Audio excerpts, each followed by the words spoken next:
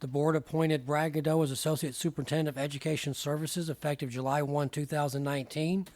The vote was 5-1. 5 board members voted yes, 1 voted no. An employment agreement will be presented to the board for ratification at the next regular meeting. There was no other reportable action.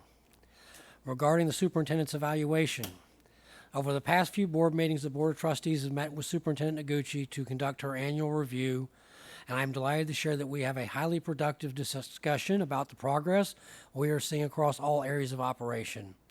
Without sharing all details, highlights include the superintendent's successful efforts to help make our district more supportive and collaborative for our dedicated teachers and employees. Her explicit efforts to put a laser-sharp focus on student needs, student learning, are very important to this board and our community, ensure equitable access to instruction and learning so that all of our students can achieve their potential. In particular, we are thrilled with the full-day kindergarten, before and after-school enrichment programs for our students, and her intense focus on building out services for our 6,000 English learner students. In light of this, and as part of the evaluation process, I also want to share that we looked at the superintendent's salary. To be clear, her current contract calls for an increase if she receives a satisfactory evaluation. However, as our board unanimously determined, the superintendent received and exceeds expectations in all areas. As such, the board will be considering an appropriate increase for Dr. Noguchi at our next regular meeting in July.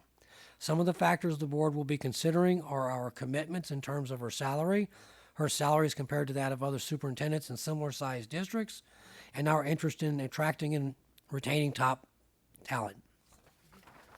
That was a mouthful. So that brings us to item A3, a moment of silence, followed by the Pledge of Allegiance.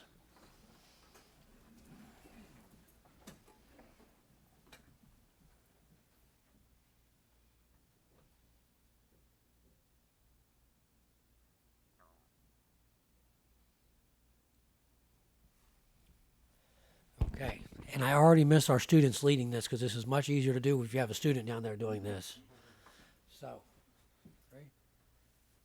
Pledge allegiance to the flag of the United States of America and to the republic for which it stands, one nation, under God, indivisible, liberty and justice for all.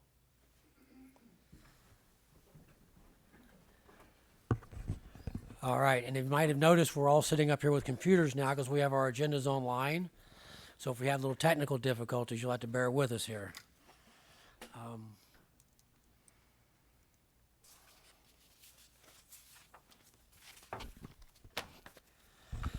I want to call your attention to the fact that if you wish to address the board during the period for public comment on a subject not on the agenda, you must complete a public presentation request card and submit it to the board president prior to the period for public comment.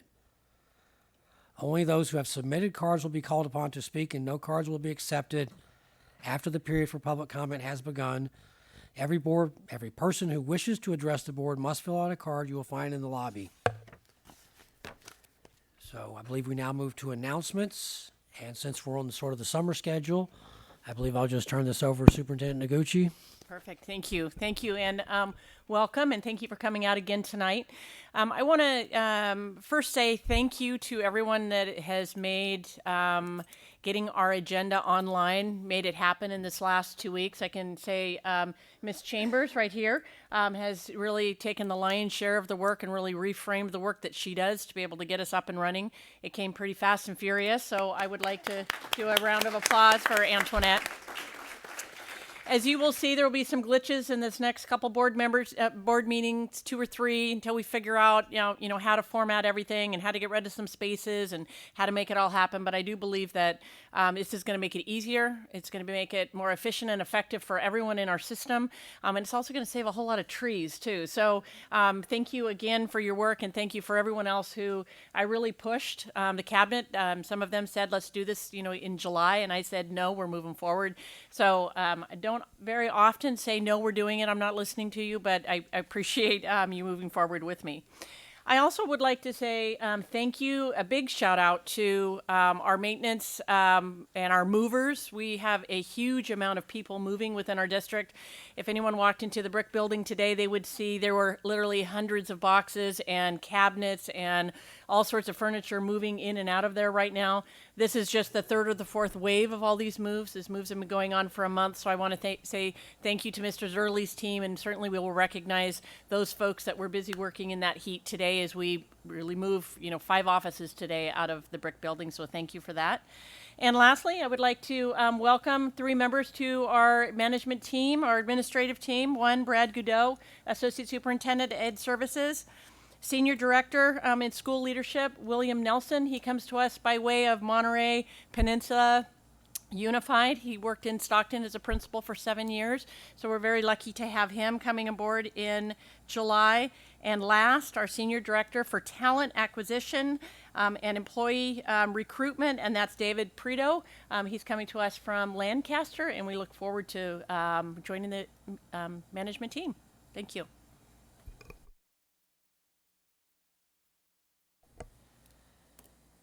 Okay, that brings us to item A6, approval of the proposed consent agenda. Are there any questions or comments from the board regarding the consent agenda? Do we have a special recognition? I do, it's coming up.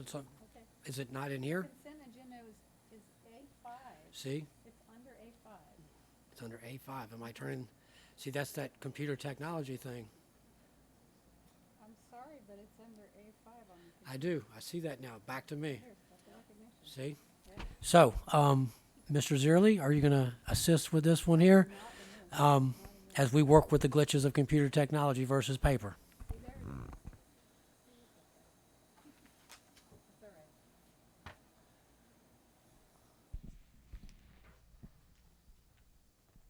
Are you going to join me down here, Okay. Mr. President? Well, I am honored to represent all the amazing employees in business services, and I'm proud of all of them. But there's a group that I'm none more proud of than nutrition services and what they do over and above every day, really every day of the year, even right now in the summertime, as we are out feeding the community, and then during the school year with feeding the students. So it's a token of our appreciation. The board would like to recognize nutrition services. Chris, if you'd come up here and join me, I'd appreciate it. We'll read a couple of things for you. First, we have a special recognition that reads, to the Nutrition Services Department for providing delicious, nutritious meals for students and staff and leading the charge in superior customer service. I'll read this one. And I'll echo Mr. Zierle's point, and what you guys do is amazing. Before I read this, I'll give the trivia fact that I always share with Mr. Zierle that people don't realize. When it comes to the money we get from the federal government, we get more money to feed our children than they give us in Title I to educate them. It's an amazing little fact, and we do an amazing job at it, and I couldn't be more proud or thankful. So, Modesto City Schools Nutrition Services Department, eat well, stay well.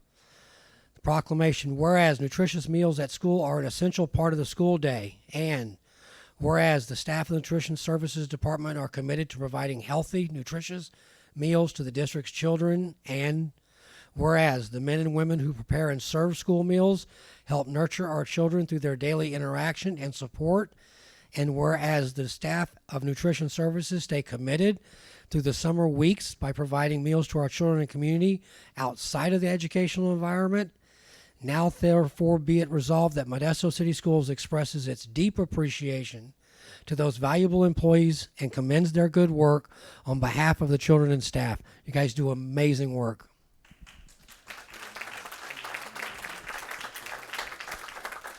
So on behalf of the Nutrition Services Department, I'd like to thank you for this recognition.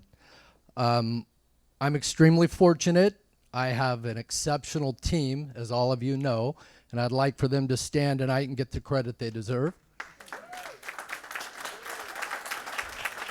Why don't you come on up here for a picture, please? Come on up for a picture. Dr. Noguchi, I'd like to say that we embrace systemness and collaboration to pull this off. Thank you.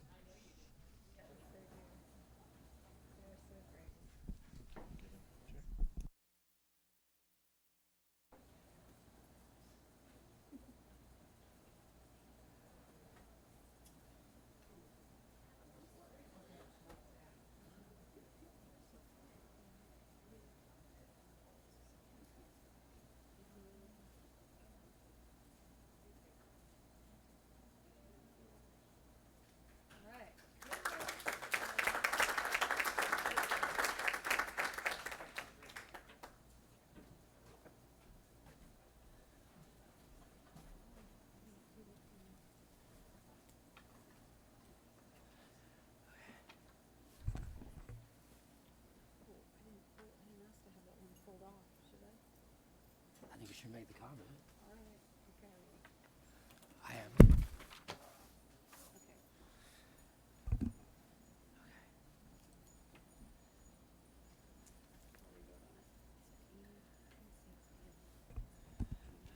All right, so now I believe I can go to A6, consent agenda. Are there any questions or comments from board members regarding the consent agenda? I have one. And Trustee Marks and I both have one in somewhere, but I'll let her start with it. Okay, so I can't find the number. D9. D9. D9. I can't find it. So I was reading through D9, which is the English Language Arts for 7th grade. Really impressed with how well it's done and all the good things that our students will be reading and doing this next year. I did have one small concern. I noticed that there was one on the list of the items that they're going to be reading. One of them was the 1976 Democratic National Convention keynote address, which is fine. I just would like to have the Republican National Convention keynote address because they're political, and so if our students are reading a political item, I'd like them to have both items in it for fairness and for critical thinking. And so I either am good with both of them being in it or neither being in it. I just felt like it should be one or both.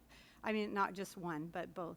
So that was my only concern, but I really liked what was presented for the English Language Arts, and I think our students will have some great ways to learn and grow in their knowledge of many different skills in that class.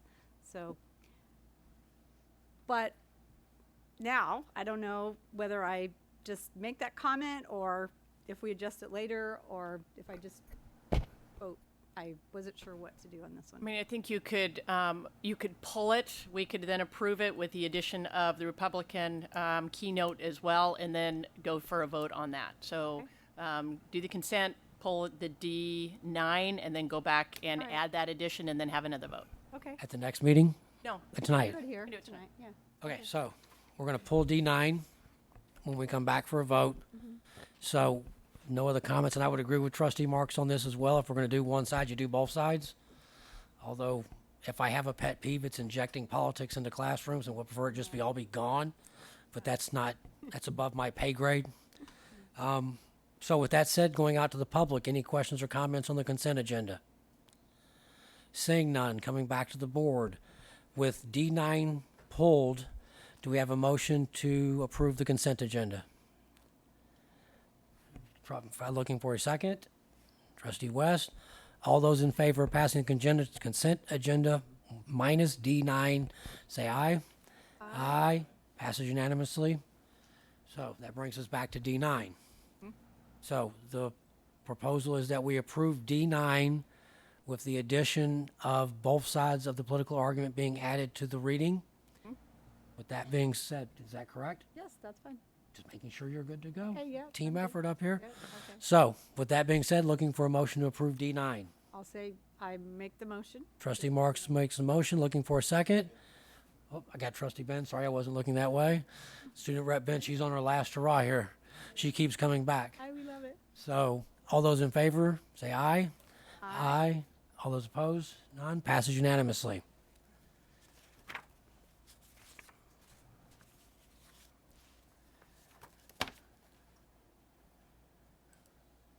Okay, see, now we have our online agenda. It's the first time in months I haven't had to do bookkeeping up here.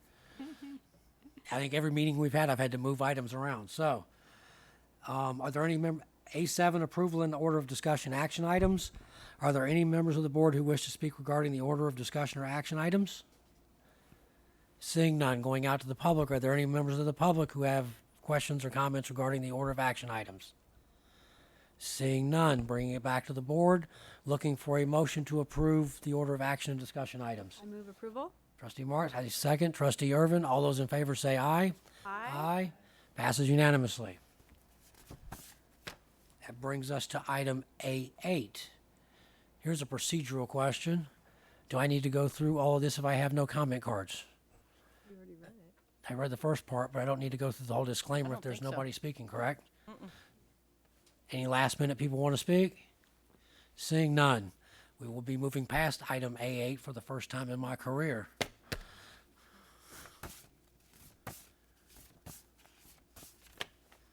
That takes us to, see this computer thing, we got to get used to this.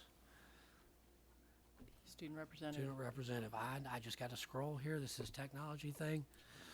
Student Representative Benz, back for more. She just keeps coming back after graduation, back and back. I just want to come back while I'm in town.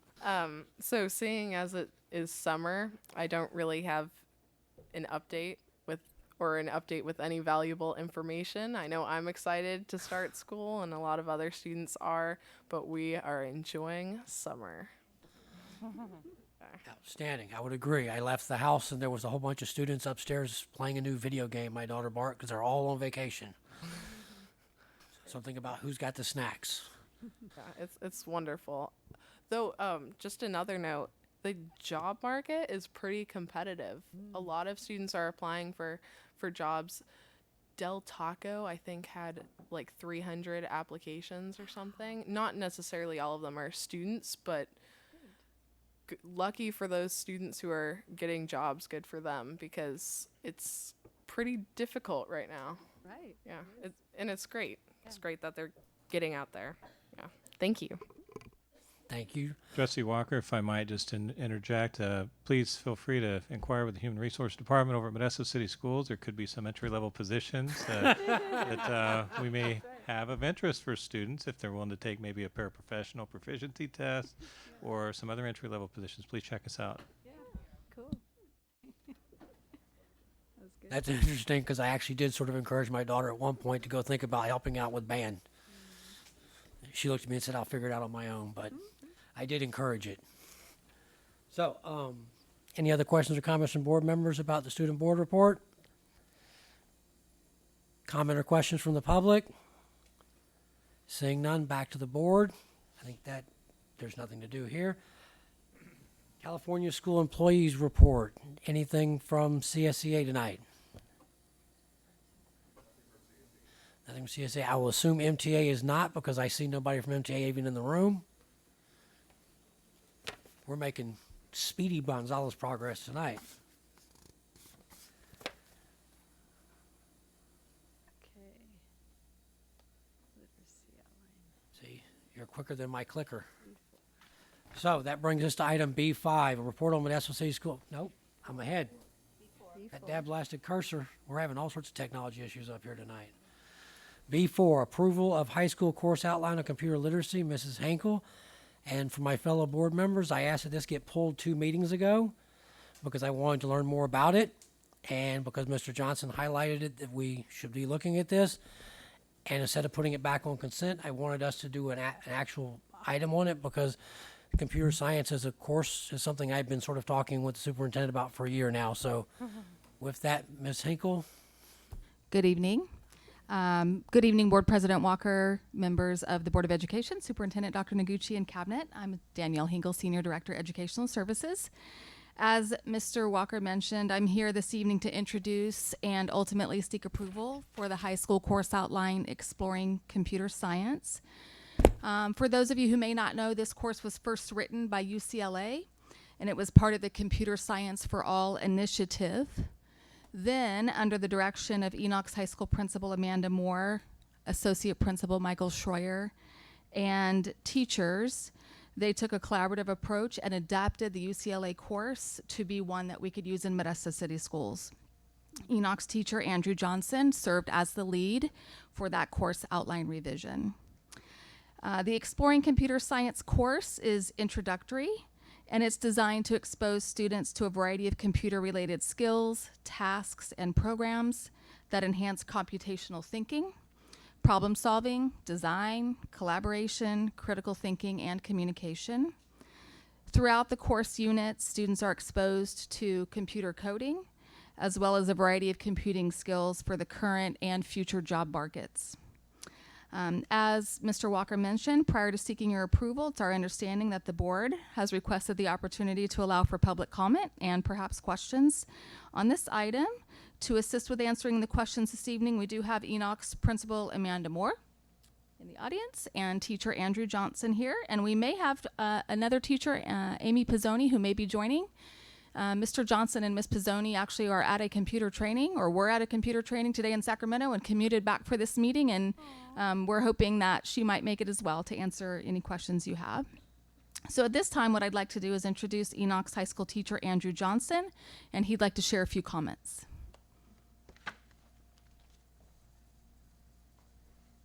All right, welcome, Mr. Johnson. Thank you, everyone, for welcoming me here.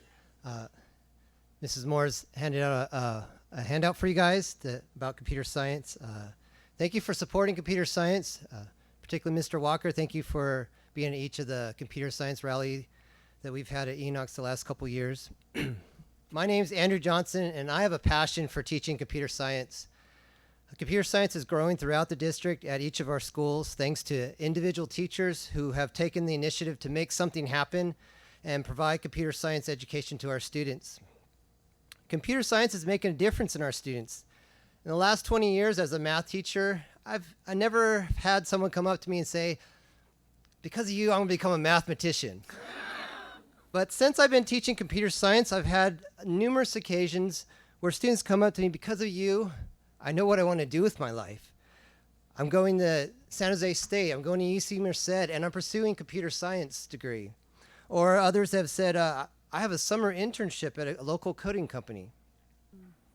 As you may know, I've submitted a course outline called Exploring Computer Science. It has the potential to serve our district well as an introductory course at each of our high schools. Each high school has something going on in computer technology, but in different ways. Exploring Computer Science would be a good foundational course that could lead into each school's unique offering of technology courses that may emphasize different pathways. In this great district, we can lead the way in computer science education, but it's going to take everyone's support to continue our progress. As we can increase student access to learning critical computing skills for both college and career, I feel that it's important that all qualified teachers be allowed to teach computer science. Now, since California doesn't have a single subject credential in computer science, so sometimes it's a little confusing on who can teach the course.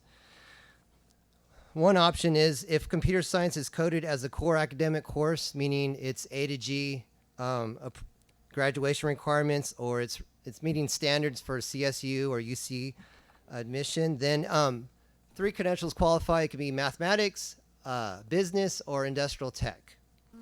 Another option is if the computer science is coded as a career technical education course, then only a teacher with a CTE qualifies for teaching that course. A third option is you could be an English teacher or a science teacher, and you can get a supplemental authorization in computer science, and you're qualified to teach the course as well. So that we can meet this growing demand in the world to produce graduates who understand how to work technology, I invite the district to take a linked learning approach that computer science prepares all students for both college and career. I would like to see our district embrace computer science as both core academic and career tech. My hope is that in the new course outline, Exploring Computer Science would be co-listed as both A to G and CTE, so that all qualified teachers would be enabled to teach computer science. Let's continue growing computer science education and make it accessible and equitable to all students so that they will be future ready, equipped with necessary skills offered through computer science. I'm hopeful that the district will take a linked learning approach, and I ask our school board to be mindful of this opportunity so that they may support our district in adopting a linked learning approach to computer science, which would allow our courses to be taught by any teacher who has a qualifying credential endorsed by our state. Thank you. Thank you, Mr. Johnson.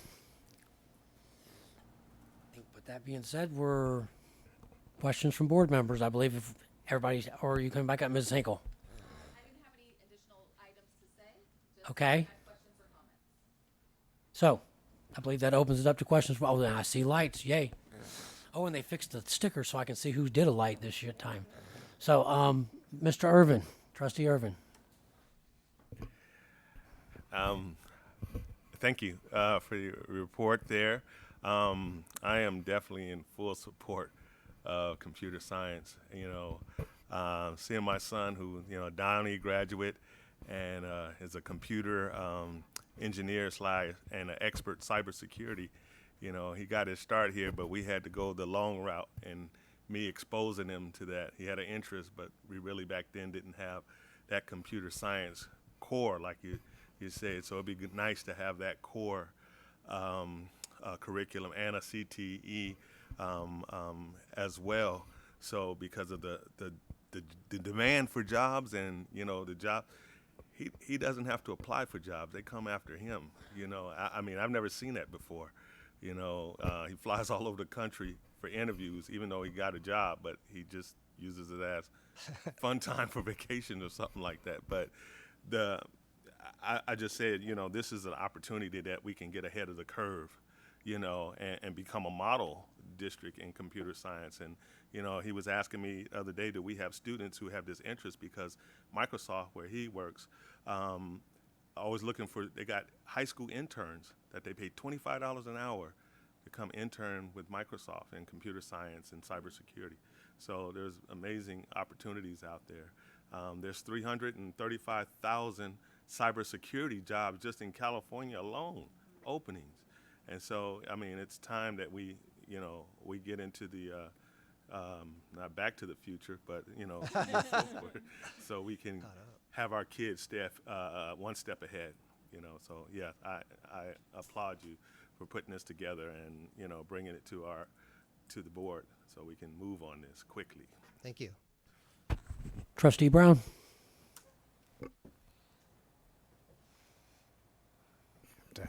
Slide forward here. So thank you again for bringing this to us tonight, and I love the balanced approach with both the career technical approach as well as the academic approach. Every one of our students needs to be able to rise to the age of computer technology, because it's going to be a part of whatever job they're in whatever field they're in. John and I have kids that were kind of the pioneers in this program. My son graduated from Bayer. He is 35 and has already retired from Google. This kind of thing would have just launched him even further, and I'd love to see if we can find some of his peers to come back and create opportunities for them to give back to the community in this regard. And I love the balanced approach that would allow us to bring people from various backgrounds back into education. So one of the things that I noticed as I was reading this information was the textbook adoption that has zero cost to it. Mm-hmm. And it is not a printed textbook, but a digital file, PDF. And so I encourage us to stay on the edge with technology, because what I learned from my son's experience was that anything that's taught in school is obsolete before the student has a chance to use it. So we need to make sure that whatever we're doing is today's information, not 2 years ago. So that would be my encouragement with this course, that the curriculum be ever-changing and adapting to today's advances in technology. So thank you, and appreciate all the effort that's gone into this, and look forward to watching and seeing what our kids are able to accomplish. Thank you. Thank you. Okay, so that gets me to My question, and I think it's not a question, but because I've spent time talking with you about this course, I think it's worth sort of exploring the idea that the way it's designed and the way you've set this up is that it covers a whole scope of different subjects in the sense that it's both the human computer interaction, problem solving, web design, computer programming, data analysis, robotics. In a sense, the question is that what we've got here is something that allows a teacher at any given site to sort of focus on these different avenues based on what the students are interested in, correct? Yes, and I think it's a good introduction, a breadth of computer science, and then schools that want to get deeper in one of those specific categories can choose to do so. And I think that's sort of the question I wanted to get out there because I think that's a fantastic way to approach this. Because as I've got two other board members with children who've done this, he's retired, I do this for a living, that it does morph very quickly. And there's all these different aspects to computer science that maybe not clear to everybody who doesn't do it. But like you've mentioned, cybersecurity, and I believe having talked with Mrs. Moore, that's in the queue. It's coming soon. That the more we expose these students at ninth grade and get their eyes open to these sort of things, the better off we all are. And I don't know if the rest of the board read your data. We get our sort of daily news feed. One of the articles in there today highlighted California. 61% of California high schools don't offer computer science courses. 6 out of 10 don't. And I think this is a big step towards, as Mr. Johnson talked about and Ms. Hinkle talked about, setting up that core foundation course that you can build off of. Whether it's robotics, whether it's programming, whether it's data analysis. This is something I've sort of been pounding on for a while, gently, because we've had so much going on with change here at the board level that we can now start building this out and looking at how we build these programs across all 7 high schools. As you mentioned, depending on what your credentialing thing is, whether it be CTE, which I believe is what I could do now.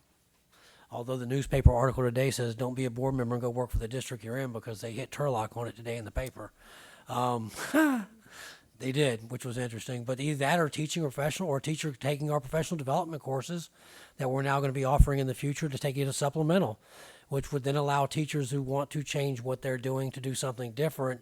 And I don't know, and you could correct me if I'm wrong, is there another subject that a teacher could just sort of switch into like this and get a supplemental that's so sort of cutting edge and different? I'd love to be able to answer that. That'd probably be a question for HR because Okay. they're the ones who actually ultimately determine the appropriate credential for each course that we offer. It's just a neat sort of boundary here because computer science is very different. The standards were just approved. The framework's sort of out there, but we're right on the edge of it. And I think this puts us in a very good position. Thank you, Mr. Johnson, for all your work. I would encourage everybody to go out to the rallies we've been at. I think if you go out to Enoch's when he does his rallies, it's standing room only. It's full. Parents, students, teachers. Mrs. Moore is always there. You want to see excited kids and students? Go out there and watch them. They actually has them do the presentations with the videos, and it's a super exciting program, and you have built a program, sir, and for that, well done. Thank you. If I could brag a little bit more. In brag. regards to cybersecurity, we have a team that competed at Fresno City College for everyone in the Central Valley, and they took first place. Wow. It's called the Mayor's Cyber Cup, and so a month ago or so, the team of boys took that cup to the mayor's council meeting and presented him with the cup, and Enoch's High School is the first team listed on that cup as it travels from city to city. And so that team's going this weekend to compete at San Luis Obispo, Cal Poly, to compete at the state level. Wow. And so that's Awesome. that's an exciting opportunity. And they mentioned earlier that we commuted here from Sacramento, and I just wanted to tomorrow there's a luncheon and there's a panel. They're going to have like a representative from each kind of aspect of teaching, a counselor, a student, administrator, policymaker, and a teacher. And it's up in Sacramento. And of all the teachers, they asked me to be on the panel. So I'm there representing Modesto City Schools and all the growth that's been happening here in computer science. And so I just wanted to, I think it's awesome and just make you aware of those things. Thank you, sir. Thank you. Question. Trustee Marks is back with a question. You intrigued her. I know. Well, so do we have computer science at all our high schools right now? It is, as an elective? Well, most of the high schools do have computer science in different forms and different ways. Okay. Like 4 of the high schools have AP computer science principles. Okay. And then there's a couple that have what's called AP Computer Science A, which is focused on the Java language. All right. And then there's some other just various introductions or different slants of an introduction course. Okay. Yeah. Well, I like the depth of this curriculum. It looks like it's very helpful in many areas for students if they. So that's why I like to see this kind of curriculum coursework done at all our high schools. I've been to, 15 years ago, visited a computer science class, and there wasn't really a lot of teaching going on in it.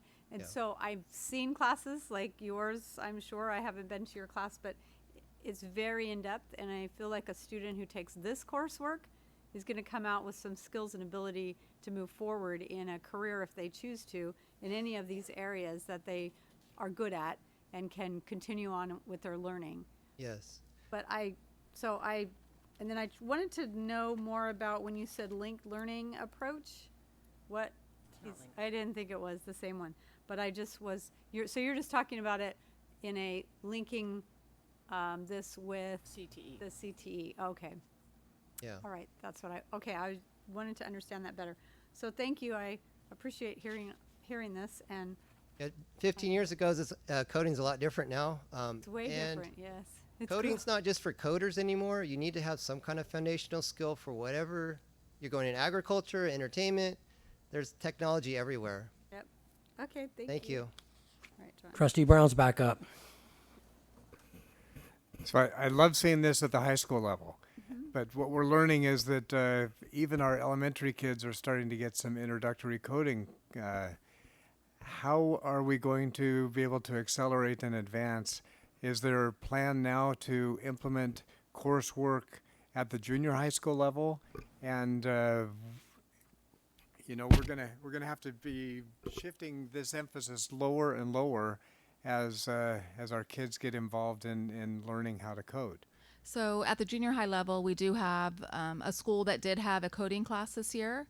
And then they also had an introductory course called Exploring Technology. It wasn't near to the level of this course. And then our elementary sites, they all have a computer literacy teacher who exposes them to introductory computing skills.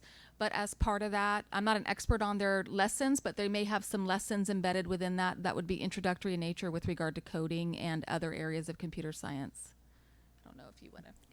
Okay. And so to that point, I think one of the things I've thought about with this course that I think is important and why I'm excited about it is to Trustee Brown's question is that once we have this sort of 9th grade Introduction to Exploring Computer Science course sitting at 9th grade, now you have this target now.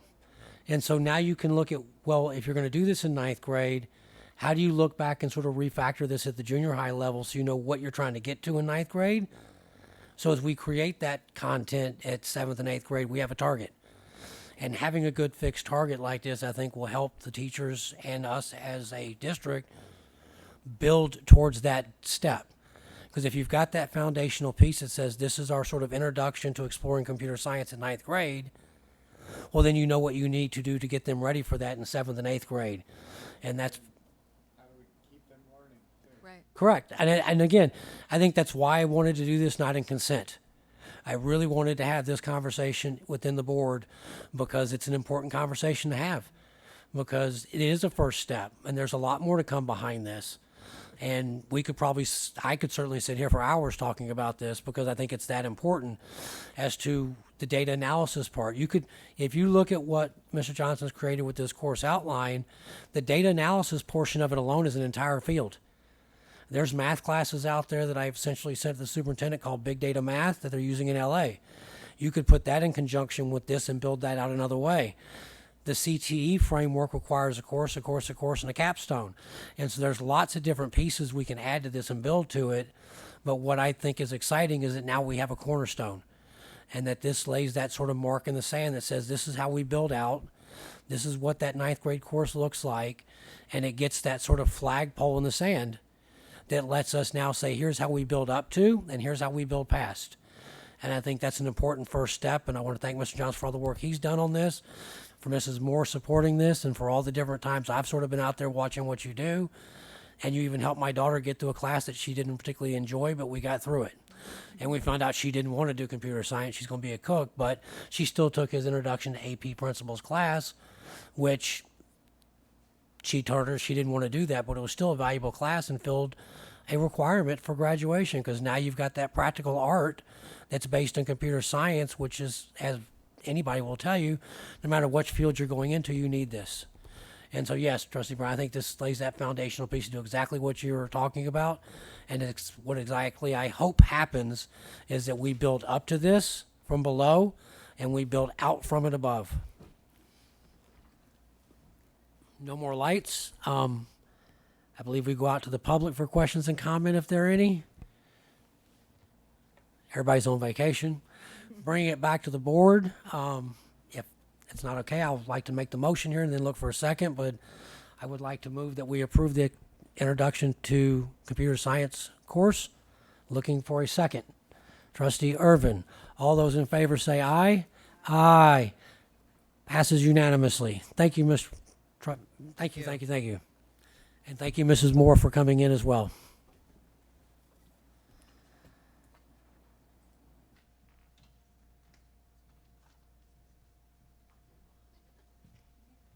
Okay, so this brings us to B5, report on Modesto City Schools Data Dashboard. This mentor, I believe, is listed as our presenter here. And this should be exciting stuff.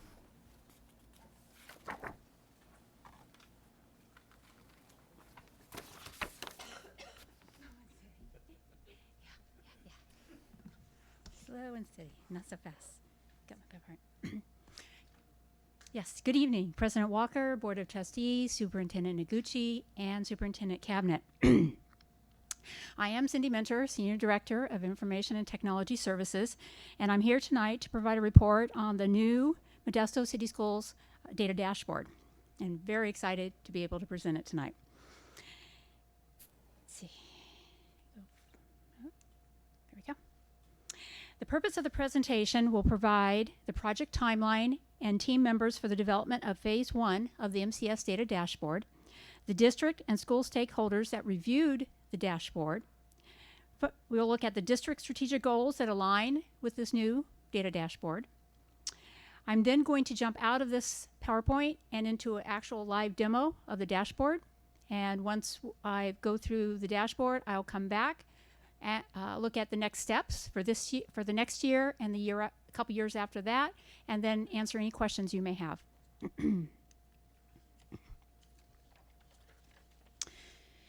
For the last 10 years, the district has supported 2 applications for district administrators, staff, teachers to enter and accurately track student information as well as produce forms and reports. Those 2 applications are PowerSchool and the Modesto Student Information System, or MOSES for short. PowerSchool is our vendor-based student information system.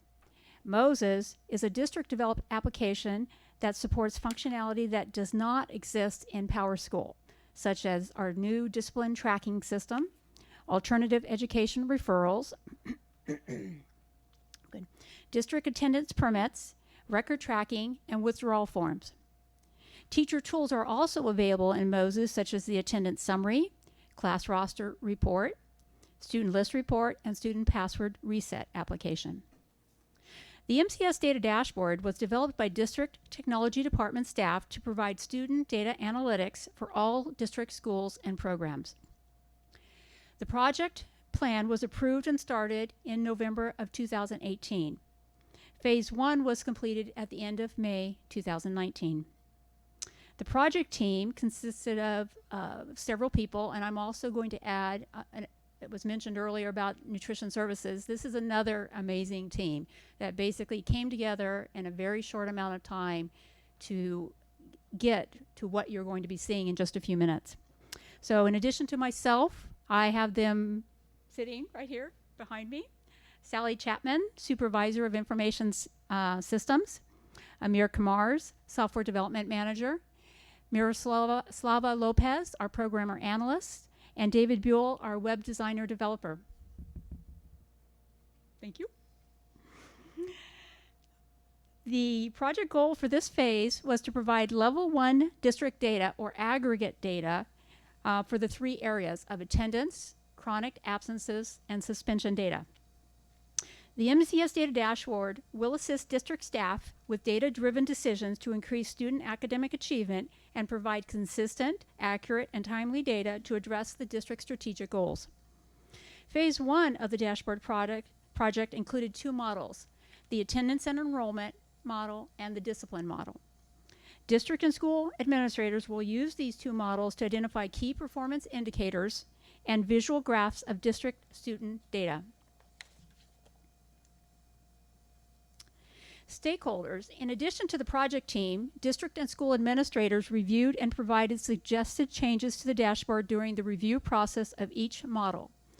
These administrators included the superintendent, Dr. Noguchi, Associate Superintendent of Educational Services, Marla Mack, 2 K-6 administrators, 4 7-12 administrators, and 7 district site administrators.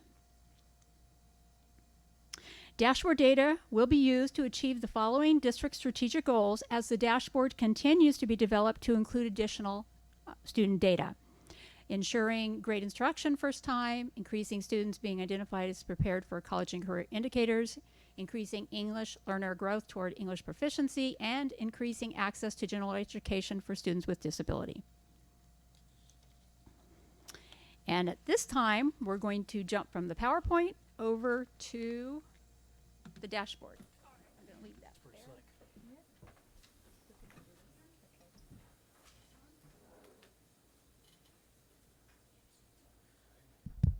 It is now. Okay.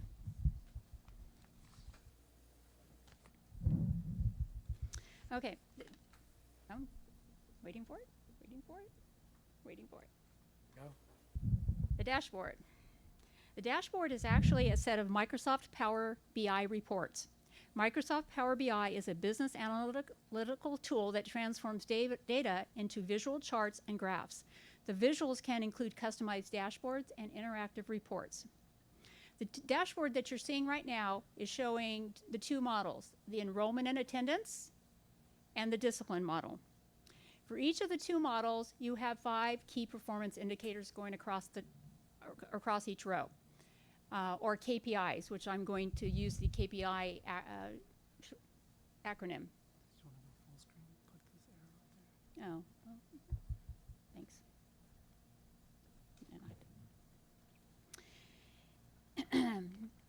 For the enrollment and attendance, the 5 KPIs are enrollment count, attendance data, chronic absent count, chronic absent rate, and the dropout rate.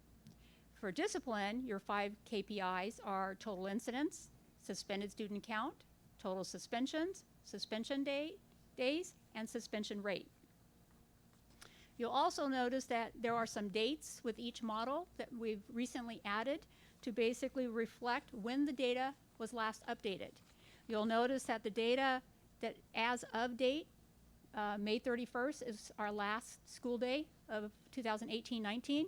So as we roll into the next school year, this date will change to August 12th and move forward through the school year for the next 180 days. The refresh date, basically the data will be refreshed. This data and then the additional reports that I'm going to go to in just a few minutes will be refreshed every morning. So this date you'll basically see was refreshed as of this morning. If there is any issues with the nightly updates, then administrators will basically be able to see when the data was last updated. You'll also notice that we've used colors, green being positive, red being negative. You can tell by looking at the enrollment count that we had 28,986 students enrolled as of May 31st, which was a 477 less students than the same time a year ago. So each of these KPIs are comparing this year's data to last year's data. And the difference is basically specified below the count, and it's either in a count or a percentage.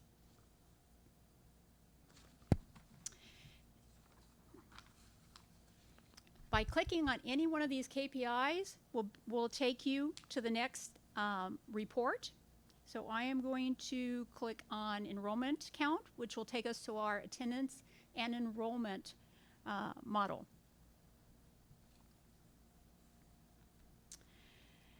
Below each of these 5 KPIs going across for the enrollment and attendance model, you'll see 4 graphs. These 4 graphs are the same 4 graphs on each specific KPI. You have enrollment by academic day, federal ethnicity, English proficiency, and enrollment by school. As you select a KPI, the graphs at the bottom will change to reflect that specific KPI. You'll also notice that you can identify which KPI these graphs are associated by the yellow border around the specific KPI that you've selected. So if I select attendance rate, I'm now looking at the graphs and the data regarding attendance rate. Our users will also see these little eyes, our info buttons. So if we want to take a look at the info count, we've added 2 additional options, all grades and cumulative. What we found through the review process was that enrollment count meant different things to different people. And what you're looking at right now, this 28,986, is actually the enrollment for K-12. By selecting all grades, you'll see that the count goes up quite a bit, well, quite a bit, because this all grades now includes infant, toddlers, pre-kinder, and grade 13, which is our transition students. So again, we realize that some people, some administrators were really focused on the entire enrollment for the district, while others were focused on just the K-12. Can I, just because the picture's up here and I don't want to have to make you go back to it again, but for my fellow board members, if you look at this dip, that was during the smoke day and the fire days back earlier in the year. And so it's interesting because you see this big drop off go down and come back up, but it picked up that drop off because of the smoke days, which is pretty interesting that you're getting the daily sort of run on that. But I thought that was just an interesting graphic that you can pick up in there, that we didn't have a whole bunch of people leave or have a walkout, but it picks up how many people weren't in school during that particular time, which is just, again, and I'll let you go on. And also there is another option by selecting cumulative. So if you want to actually see the total cumulative enrollment for the entire district, this is how many people actually enrolled at any one time throughout the district. You'll see the counts go up even higher. Also, our users can also obtain, I'm going to go back to the enrollment count because it's the easiest to show. You can actually hover over any bar or graph point, and it will actually provide you the data for that graph, either percentage, count, depending upon the KPI that you're actually looking at. So if you want to go over to see what this 1 point is, you can see that the day was January 16th. Oops, sorry, that was one day after it. Tuesday, January 16th of 2018. That was probably the day after Martin Luther King's holiday. So you can actually pinpoint the specific date on any of the graphs. With this data in mind, we have also built in filters, and we have got a wide variety of filters. Filters running down the left-hand side of the graph. You have school filters. You have date filters. You have student filters. You have program filters. Attendance filters, and exit. And since I need to I'm now going to exit out of this.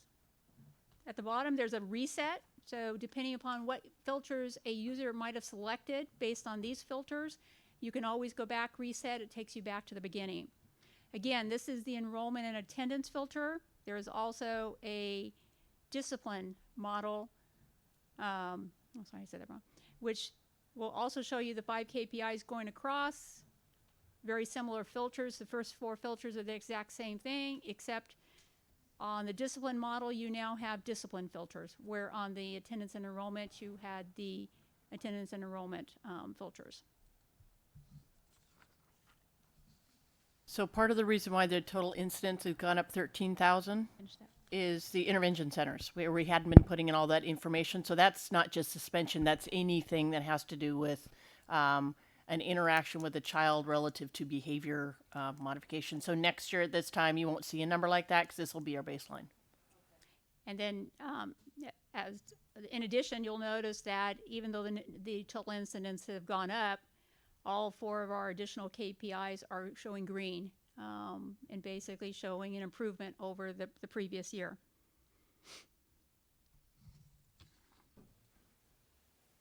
And with that, I'm going to jump back over to my last few slides.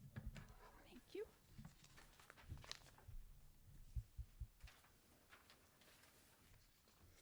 Let's go one more. Okay.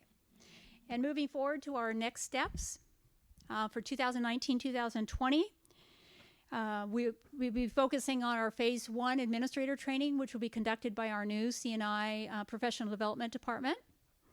And also moving forward into next year, we will be expanding and moving into Phase 2 of our administrator dashboard and focusing on adding assessment data, course enrollment, A through G tracking, D&F student tracking, and also collaborating with our administrators to find out and determine what else is beneficial and that we need to add to achieve their goals. And beyond, 2020, 2021 and beyond, these are some of the additional dashboards that are on the in the queue. Developing a counselor data dashboard, developing it down to a teacher level to create them a dashboard, developing HR data dashboard. There was actually a school district that we talked with that had developed quite a few analytical reports looking at HR data that we found very, very interesting. And then, of course, developing a business data dashboard also. And with that, I'm here to answer any questions you may have. All right. Trustee Irvin. Thank you for the report. I wanted to know, is there early warning system built into the data dashboard? So, like, you know, you're in high school, you get an F in the class, you're now off track for graduation, and also for attendance as well. You know, when does the early warning pop up? You know, to say, oh, intervention is needed for a particular student based on their history or falling behind credits. It's not in there yet, but those are specific data points and data. Those are specific reports that we'll be looking to add as we move forward into next year. We've got the attendance. I mean, basically what you're seeing at this level, Phase 1, is the aggregate portion of it. So you can see the numbers, percentages. As we move to level 2, we'll be drilling down to actually look at those students, listing of the students. So site administrators and district administrators will be able to see what the students are. As we begin to add reports to the data models, those will be reports that we can basically run listing all students at a specific school based on any of those filters that you saw that are receiving D's and F or not meeting or not there yet. Sorry. Or suspensions as well, you know. Yes. And that's it. Right now you're seeing aggregate. We're going to dig down into and basically look at the more and provide details next year with the actual student data. So site principals will be able to see who those kids are that were suspended or expelled or met that specific discipline incident at their school site. And will that be sort of real time Data? every night. It'll be updated every night or every morning. Okay, thank you. Ms. Benz. Hi. I was wondering if each absence that is counted, whether that is a full day or if it includes students that might miss like a period for like a doctor's appointment or something. If it's, yeah. Does that make sense? Sorry. Okay. Full day. It's a full day absence. All right. I don't have questions. I have comments, so I have to wait, which is something we'll have to correct in process-wise. But not seeing any more lights. Questions and comments from the public? Seeing no public. Again, everybody's on vacation. Back to the board for comments. Thank you all for your work on doing this. I now have to go find out something about programming. I want to go find out what a KPI is. So learn more about Microsoft with this thing, because I think what you've done is not just impressive, but I think when you look at going forward, some of the to-dos you've mentioned, we just talked about tonight about talent and acquisition, Mr. Prieto, and coming out of private industry and having worked with Netflix and other big companies, I think that sort of HR dashboard, we might have the exact right person in that position to take advantage of that now, which I think is exciting. I look forward to seeing more of the academic data. I think the teachers and the principals for certain is something that they'd be very interested in, getting that daily update. And as Trustee Irvin mentioned, and I think the first time I met Mr. Irvin was when me and Cindy were running the Student Equity Subcommittee. And one of the first things we came out of that was that early warning system he's talking about. And catching those ninth graders at the break. Because if you come out of that winter break and you're in trouble and we don't get them back on track as far as teachers and get them engaged, you're done. It's very difficult to come back if you've gotten off track in 9th and 10th grade. And I think that it's a long time coming, and it's certainly something that I'm interested in putting that power in the teacher's hands. I think it's a fantastic tool. I think it will be greatly appreciated. It takes some time to get folks ramped up, and there's more work to be done. But the idea that we have live data, updated daily, providing teachers and administrators, staff, management with the ability to see what's going on in a given moment in time is extraordinarily powerful, and absolutely needed. I think you want to make real decisions, you need real data. And you want to make them timely, it needs to be live, and it needs to be accurate. And I think this puts all that sort of foundational work in place, and I look forward to seeing the academic side. And for those of us who've had to answer a lot of questions about suspensions over the years, it was tough to get to because that's lagging data. You know, Marla's been up here with me for years, and our previous one was up here. I would ask questions. That data can lag a year or two back, and you don't necessarily know what's there. You, based on your filters up here, you could go straight to that, click on Defiance, and show the amazing job we've done in this district with proactive interventions and all the programs we put in counseling that says we're not suspending on Defiance anymore. And oh, by the way, there's our numbers. And I think that's extraordinarily powerful. Job well done, and look forward to seeing more. Trustee Marks. This was really impressive to see it. I love the demonstration of the interactive demonstration that you showed us and what the information is. So when we looked at the dropout rate, which was 1.73%, it was a plus 0.38% for this year, and it was 7 through 12. So my question is, the state data dashboard, the state one, is something like 7.5% on the state. So I couldn't figure out why ours was there. So that's a number that actually in that one key performance indicator, KPI, that actually showed that our dropout rate increased. So it's not 1, it increased by 1 point, whatever that was. Now, we've got to delve into that and what that looks like. October, as you know, we'll get our graduation on our dropout rates because it's a cohort.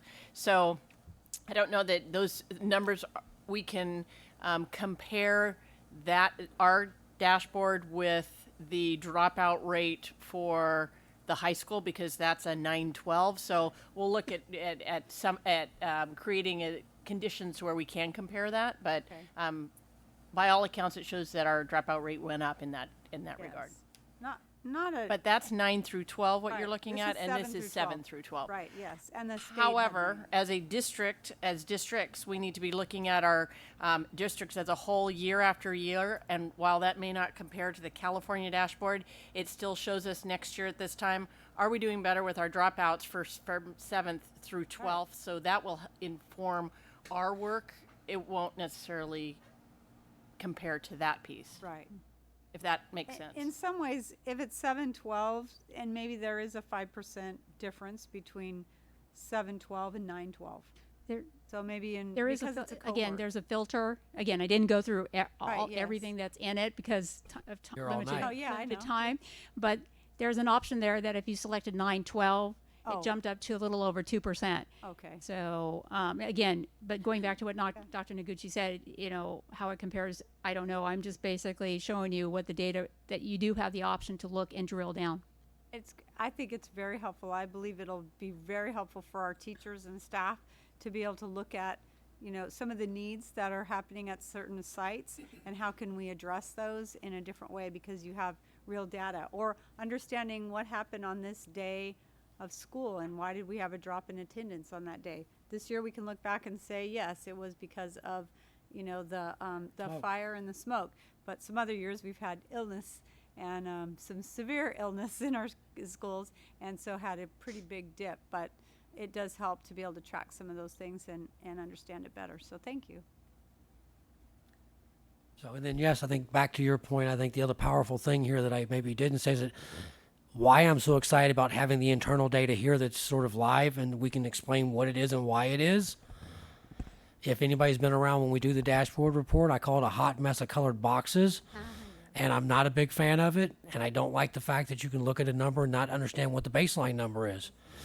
In the sense that they'll show a change number. Well, you show me a number that went up 3%. Well, what was the baseline? Where did it come from? And how did we get there? The dashboard doesn't show you that. And to get to it, you've got to go through all sorts of machinations. And I think having our own handy tool that we know where the data came from and how we got there and what formula was used is much more informative to me as a board member. And I would assume the same would be true for teachers and administrators. You don't always know what they're doing in Sacramento. And why I like this particular concept much better is that we're managing our own data. And that's progress. Seeing no other comments, thank you, Ms. Minner, for the report. Thank you for all your hard work and coming out on a vacation June summer day. Right. Thank you, yes. All right.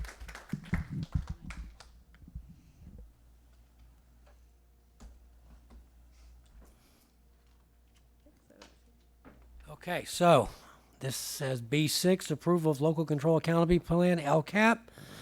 I'm guessing that the presenter is changed because I do not see Mr. Rich, so I'm going with It's me Marla. tonight. At the June 3rd, 2019 board meeting, Senior Director Mike Rich presented the 2019-20 Local Control Accountability Plan, LCAP. Tonight, we ask the Board of Trustees to approve the 2019-20 LCAP annual update. Okay. See if I can get to the right page here. There's an attachment. I've got it. This is- okay. The problem is everything's got to be scrolled to now instead of me just flipping pages. So it looks like we're stuck like in a hover. Trustee Marks has a This is the large attachment. yes, ma'am. Yes. This is this one? Yes. Yep. That's what So- you're approving tonight. Yes. The placement's just the cheat sheet of it. Yes. Great read. I have a question. It's page 107 of 180. But my question is, it said that the graduation rate for Elliott will increase 5%. It was under Action 4, alternative programs to meet students' needs. So I think that's a great thing to do. I don't know. I know they had more graduate this year than quite a bit more. You and I both were at that graduation, and it was really exciting. So I didn't know if we actually had the graduation rate or not. We do, and one thing's a little different with Elliott is it's continuation school, so they only look at 1 year, where, as you guys were talking about, the other schools are a 4-year cohort Right. age group. The other piece that's really new for Elliott is the DAS. So they are looked at differently with many different criterias. And so Elliott really looked at that this year when it came out, and they looked at the criteria and what does it take for students to graduate. So adult education certificates was one that way they could graduate, and that is one of the criterias that increase their graduation. That is something that Modesto City stopped several years ago, and we were able to bring it back this year. So that is one reason they have they went up to 80% is what they believe, and they were at 56% graduation rate previously. So it's a huge growth. Wow. So of course it's going to be more difficult to continue that growth in the future, but we have to praise Elliott for really taking on Mr. Godot, Mr. Reynolds, and Jeff Albritton, along with administrative staff at Elliott, really looked at what does it mean and what are our criteria, and really they called it, and Sally just left. Sally really helped us because there was another piece of 17-year-olds being able to be placed in CalPads. And once we found that out, we were able to change our CalPads, and Sally really helped us with that. So there was a lot of different pieces and a great teamwork that went into place that made a difference for Elliott this year. I know Doug, the principal, was so excited when that happened. Wait, did I get it right, Doug? Yeah. Dave. Sorry, Hauck. Dave. I was like, Yeah, wait, that's no, okay. it's not Doug. At So Doug, graduation, yeah. he was really excited. But yeah, so that was just, so when I saw this, I thought, whoa, increased 5%. I think we did better than that this year. And so that's for even next year for 2019-20. And that was for this year too, so. Because right now, Elliott was read across the board in the dashboard, and this will help. And then graduation was one area that we had to focus on first because they're in CSI. Okay, right, okay. Go ahead, I probably have a couple more questions, but. Okay. And so to Trustee Mark's point, when you do it, for those, we were at the Elliott graduation, you knew it grew because I've been there every year because it's my favorite, just because I have a thing with Elliott. You had two sides. So when we did the graduation, it wasn't one side this year. We had some people we had to do two sides, which at Elliott was new because every other year it's always just been sort of the one side and they come up. They had so many we had to go right and left. So outstanding. Page 8, paragraph 3. Just a comment, effective use of technology. I think I'm very happy tonight to have done the computer science thing because it let me be proactive on technology, and I don't normally get credit for that because I go here. Some way to get the English language arts at high school standalone. As the only parent, I would guess, in the district that didn't take computer devices, getting through English language arts this year without a computer was at best an obstacle course. And I think there needs to be a way to sort of stand that up. And so I like technology, but when and where is important. And there was a reason why we didn't, and it still stands in the sense that being able to write in critical thinking without Microsoft Word was a really big deal with me and my daughters. And I am certain, for the most part, that I'm the only one that didn't take one, but that continues. And it would be nice to have some supports underneath the technology so it's not the only avenue. Page, I stayed at the top. I think it's 9. And essentially what I'm getting at here is you guys break down the sort of the color categories on math and English language arts and so forth and so on. And I think what would be helpful there, because it talks about in math, African-American English learners, Hispanic, homeless, SED, students with disabilities, 2 or more. If we could plug in, not this year, but next year, the percentage of the population, because I think it would be sort of instructive when we're looking at certain pieces. I think there's one in here where it talks about suspension with Asians and Native Americans, and let so that when the public sees this, because I know in my heart that percent of the population of Native Americans being read is 0.5% or something. Is it really? I mean, we care, but when you look at the data, I think it would be helpful to be able to see what percentage of that population we're talking about, so that as you look at this and folks say, well, you've got this really high number of suspensions in the category. Well, if it's 0.5% of the student population, it's 6 kids. And yes, it needs to be addressed, but minus the dashboard being a hot mess of colored boxes, where does something sort of fall in the range of how we address it and where do we prioritize it? And I think because you go lower down, farther down, it lists the number of students, which was all, and that was helpful. But I think in some of these categories, if you saw that you're at 2.5% or 3%, that yes, it's important, but it's not broad based. And then I think farther down it talks about, I think there's one category back to math because it's easiest to pick on for me. AAE, English learners, Hispanic, homeless, socioeconomically disadvantaged. Well, there's a lot of overlap there, I would imagine. I would imagine socioeconomically disadvantaged picks up a bunch of the Hispanic, African American, English learners, and so there's overlap there, and I just think that would be instructive. And I know we're going back and doing this starting from fresh, which is what I'm far more interested in, is the next 3-year cycle versus this coming year. Is that if we look at sort of putting those targets around it so that more than me, who's dug through all this data, can see sort of at a snapshot what we're talking about. And I don't know who went first. I'll go to Mr. Irvin. I just wanted to, kind of disagree on some of those in terms of the percentages. Even though if it doesn't represent a lot in in numbers, it's still too many. Don't disagree. When you look at it, and so not using that as a focal point and say, well, it's not. I don't think that should be a focal point. I think the focus should be on reduction or mitigating those circumstances.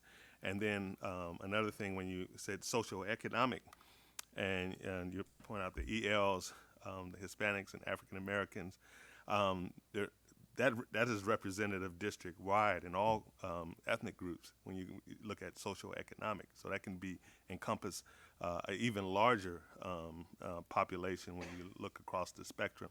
So I just try to stay away from trying to pinpoint things based on a particular ethnic group or racial group or things like that, and just look at it from a more global perspective in addressing and mitigating the issues that we have.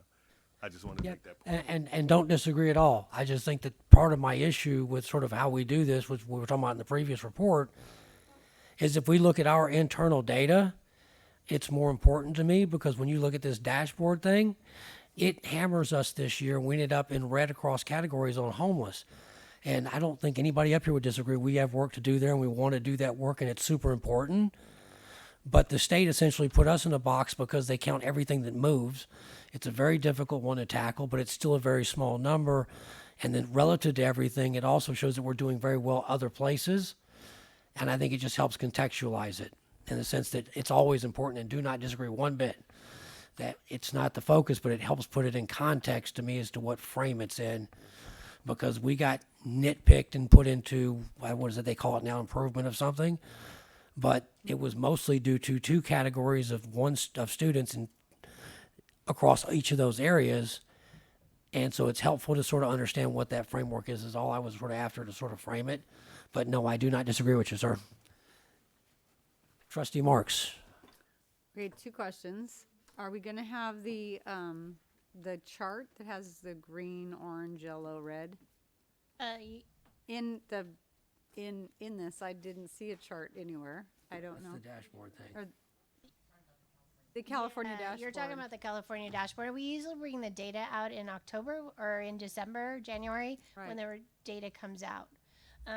In the plan, it's required to, where Mr. Walker was just pointing out, they ask us to list the groups and the color. Because if you read this on the internet, I'd be like, well, I don't know where that falls, and I don't know do we improve it all? I mean, some of them were yellow. This has been approved by the county. I know it's not required, but we do have it approved, and the county already approved this before coming to tonight's meeting.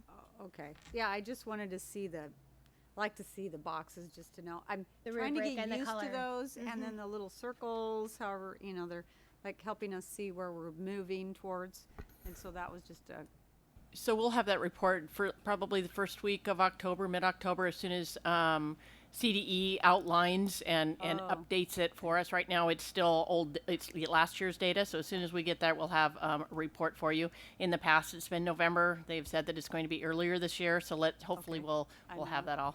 I know we did complain at the state to the CDE about when we were in all the discussions with CSBA, and we had superintendents and board members, and so we were evaluating the process. But we said, we'd really like it a lot sooner. Helps us know what we need to work on. Don't wait till December. It's too long. So that's good. At least that might help us next year. Then the other one is when I read it. So let's just give an example of page 10 of 180, the elementary district. So when it says, let's just do the homeless count. It says count equals 152. So I'm believing that's 152 students that are homeless in elementary school. So it says red, 85.4 points below standard with a decline of minus 14.2. So is that good or bad? If you decline, so some of these numbers, when you decline, it's good. If you increase, it's bad. So it's good also. So what is this one? I was confused on this. This is the distance to level 3, and they call it distance to level standard or standard. DFS, Thank you. distance. Distance of standard Okay. now, so they've Alright. switched the name. Okay. And so it's like you have a number here, All right. and then how far are you away from it? So you want to have Okay. less on your numbers. So minus is good. Well, it could be good, but you want to go above, but you don't want to be far away. Like we have some schools that are negative 85 or something like that. Obviously, Okay. that's not good. Right. The closer you can get to standard, the better. Okay. So on the one above it, where it says we're yellow, 48.3 points below standard with an increase of 5.6. So that means we've almost reached the standard. Well, we want to increase for one Right. instead of decrease. Okay. But it also is saying how far away we are. Okay. So this is where it gets into your colors, and then it has how far away. We have a chart we could show Okay. you and go over a little bit more detail. It gets very confusing. Okay, yeah. Okay, I'm just trying to understand it. I know it's very confusing for any parent that tries to figure it out. When we had the number chart, that helped a lot. Oh, your school's rated a 7 out of 10, Right. Oh, I know what Yeah, that is. it's not like that But anymore. now it's like, I don't know. I'm red, orange, yellow, so but I was just trying to understand it. So thank you. That helps. I get the line and trying to There is reach a that. line, and I'm happy to send. There's a little worksheet we could share that Okay, with you. all right. Maybe I'm the only one that was confused. No, it gets confusing. Okay. Thank you. You weren't. I get confused, so I don't look at it. I just go do my own runs and say above and this is where, if you go back to the presentation, I believe it was Mike Rich gave when he was talking about study sync and distance from standard and this increase and that increase. Above grade level, below grade level is how I look at this. You either exceed or met, or you didn't meet, or you're close. And I think it's much easier to understand. And the DFS thing and the boxes, I don't think it's helpful. It's not our choice, which is again why I was so happy about our own dashboard coming up, that we can actually see what we have. Because the way the state reports this mess leaves everybody scratching their head. And I'll tell you, sidebar off mic, why I think they did that, because that's not relative right now. But it is confusing. No more lights. Out to the public for questions or comments, forcing approval of the LCAP. Again, everybody's on vacation. So, back to the board for comment. I see Trustee Marks up again. I have one comment on page 171. There is a great set of questions. They're called guiding questions, Appendix B. They give us, as a board, I believe, really good questions to ask for annual review and analysis. They're guiding questions. And then they have stakeholder engagement, and then goals, actions, and services. So I think this is something we should all hang on to and remember when we look at these at the LCAP each year, because it gives us some guidance as to what we really need to know as we move forward as a district. So I appreciated that. They included that in here. I thought that was pretty cool. So All right. My only comment is looking forward to the next version as we get to start another 3-year set.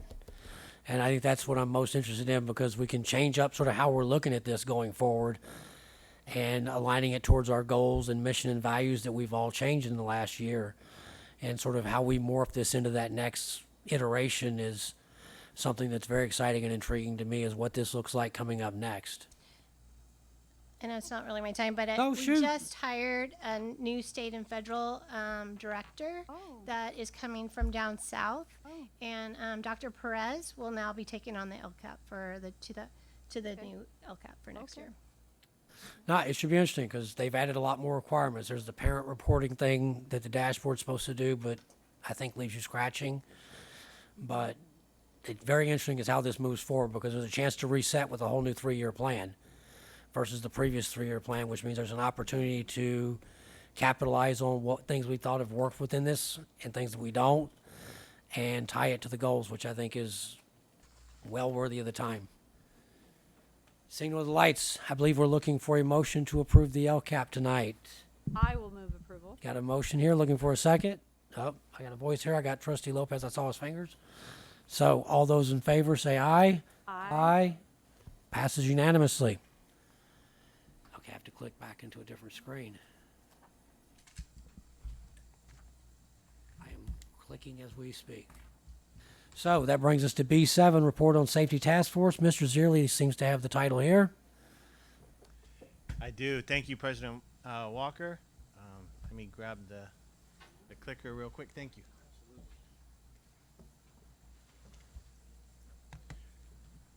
So we're, Go, go, go, go, go.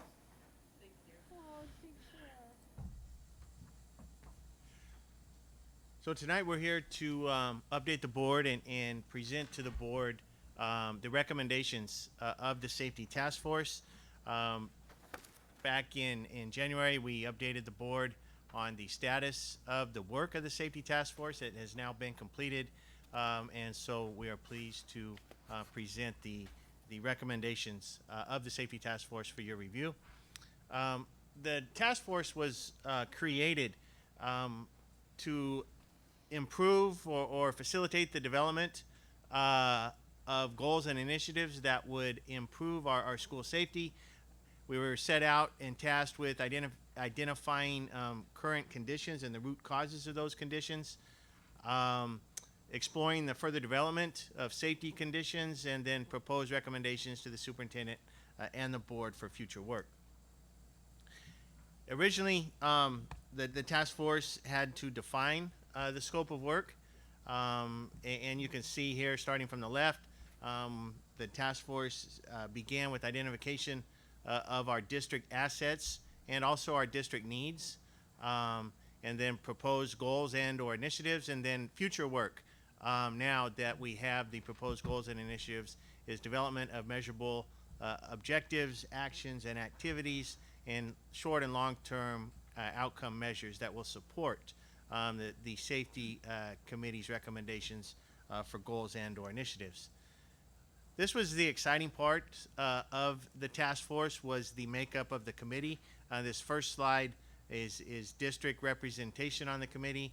I want to note the trustee participation of Adolfo Lopez and Cindy Marks, who represented the Board of Trustees on this committee, and then the various other people in the district within district employment, MTA representatives, CSEA representatives, and then various other levels of people that dedicated their time to the work of this committee. And then also our partners outside, our community members. You can see we had a broad range of partners. Stephen Stanfield, he's in the back, I believe, was an active participant, as well as other members from Modesto Police Department, Sheriff's Department, and so it really was for me a great opportunity to see everybody come together in the benefit of school safety. So the committee met 3 times, beginning in October 2018. The final one was February of 2019. And then you can see a timeline of the process that was used beginning in October and ending in February. As mentioned before, defining school safety. What does that mean?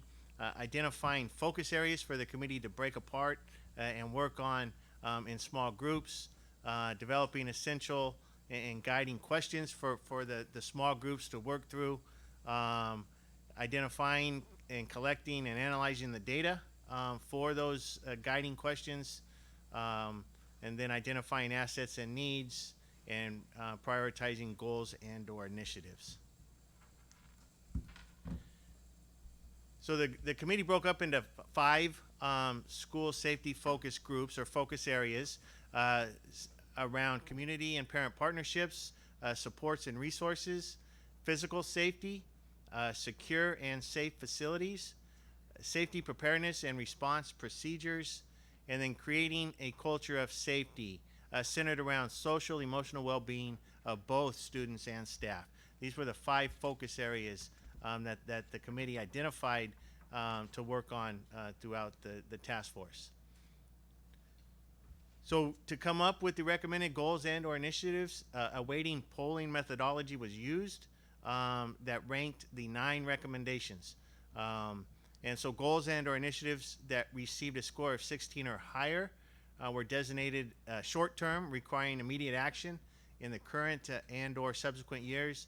And then goals and initiatives receiving a score of 16 or less were designated as long-term that would require action within 3 to 5 years. And then here you can just see the rating criteria and rubric, how the groups came up with the priority rankings that would determine if it was a short-term or a long-term goal or initiative. So short-term goals and/or initiatives that came out of the task force, again, centered around social, emotional issues, ensuring that sufficient social, emotional supports and services and resources to identify and support students at risk of disruptive behaviors, as well as develop and/or improve and expand comprehensive training programs for teachers and support staff in addressing the social, emotional needs of students. Restorative practices, positive behavior intervention and support, PBIS, and others that address bullying and harassment. That was a short-term goal that came out of the task force. And then others were develop and strengthening partnerships with regional safety agencies to engage in joint training, collaboration, and information sharing. We have a companion item on the agenda following this that we'll talk more about that in detail. Tracking all people, parents, contractors, staff, students that come onto our sites, and establishing an MCS policy for all 7th to 12th grade students to wear visible student ID cards on lanyards. Complete safe routes to schools and environmental assessments for all areas of Modesto City Schools. Some long-term goals and initiatives. These are ones that didn't score as high, but yet were important enough that there needs to be planning sometime during the next 3 to 5 years. Develop opportunities for county, city, and Modesto City Schools leadership to convene to solve regional safety issues. Develop and implement standard communication templates that sites and the district can utilize that will give us the ability to rapidly communicate via auto dialer and social media for occurrences or instances that occur on our campuses. Establish security surveillance systems that include analytics. These would be license recognition, facial recognition, or any other item recognitions, and ensure adequate exterior lighting. Establish and/or increase stronger Modesto City Schools relationship with parents, schools, and the community, and then develop strategies to address chronic absenteeism. Next steps is obviously implement the identified goals and initiatives. Some we are doing right now, some we are beginning to implement, some we're kind of in the middle of, and some are going to require planning, some to do sometime during the next 3 to 5 years. So with that, I'll entertain any questions from myself or the people that served on the committee.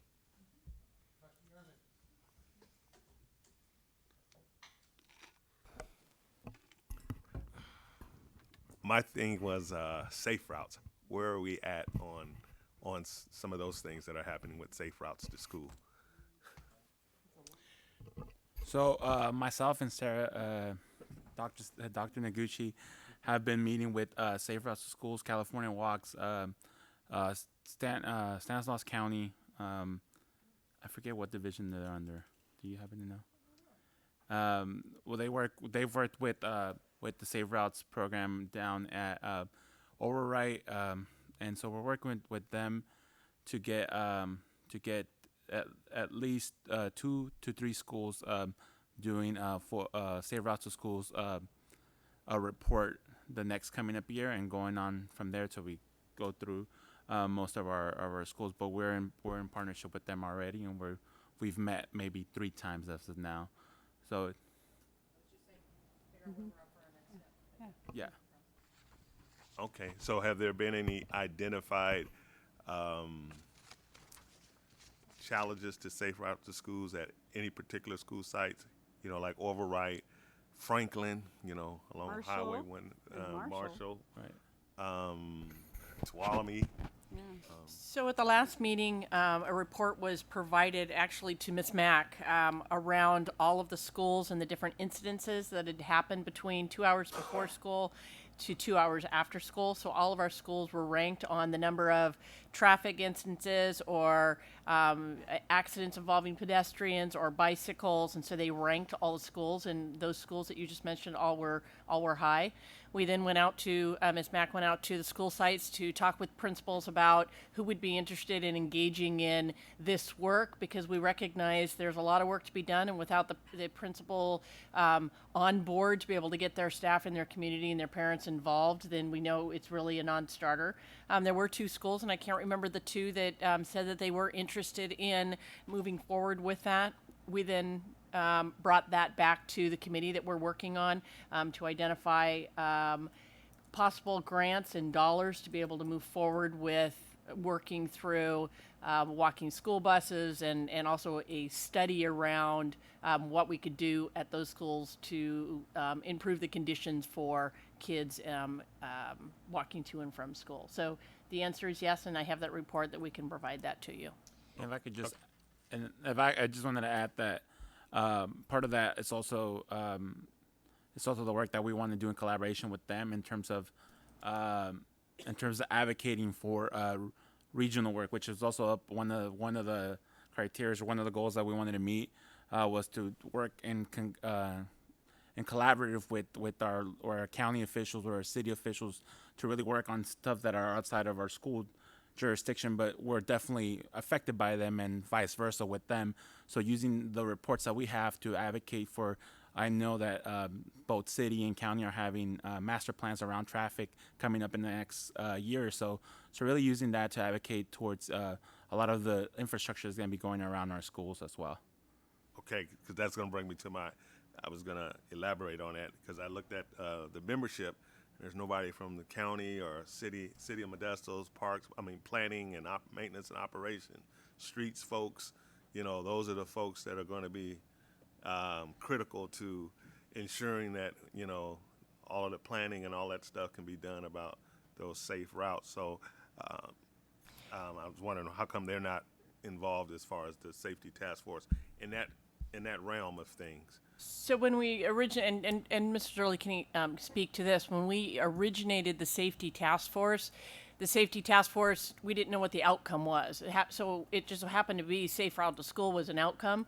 So we didn't know that was the outcome. From there, we then began the work with engaging with the folks that you're speaking to. But we didn't know that initially. What safe schools? What is that? What does that look like, sound like, feel like, from kids, from parents, from community? It just happened to be an outcome. And unless Mr. Zolli, you want to add anything more to that? No, that's absolutely correct. We invited representatives from multiple agencies to participate in a forum or a task force to improve our conditions around school safety. One of the outcomes from that was safe routes to schools. Now we will reach out to those heads of those agencies that would help us do that.